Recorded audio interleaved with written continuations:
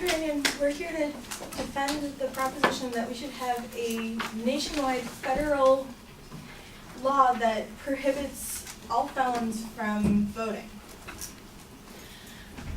Overall,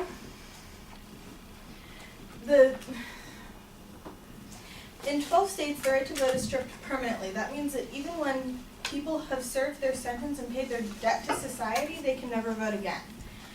These states are Alabama, Arizona, Delaware, Florida, Iowa, Kentucky, Mississippi, Nebraska, Nevada, Tennessee, Virginia, and Wyoming, which all we're proposing to do is to expand that to a federal law, to unify our country and create one set standard throughout the entire country, and so that people can't say, well, if only I had gotten convicted in Colorado instead of being convicted in Iowa, I'd be able to vote. No, what we propose is that everyone should be held to the same standards. That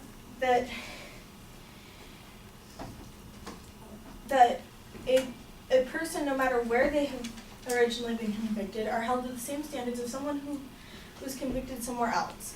Yeah, they did something wrong, we've punished them to this extent, but we're saying that someone who has done crime A in state A and someone who's done crime A in state B are allowed to have two different punishments, because state A imposes felon disenfranchisement, whereas state B lets them vote 5 years after they get out.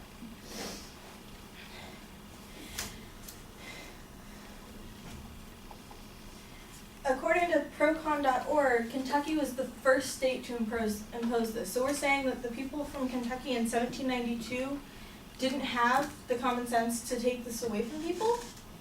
We're saying that, yeah, 200 years later we need to come up with a new plan that obviously is working for them.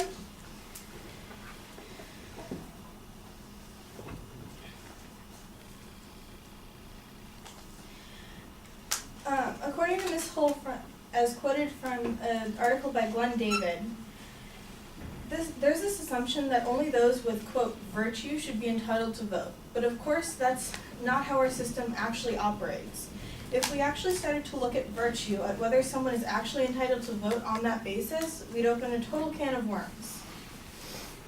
If we really believed that people should only be allowed to vote based on the virtue that they hold, then the people that have been convicted of the felonies have proven themselves not to hold the right amount of virtue in order to contain the privilege of voting. Thank you.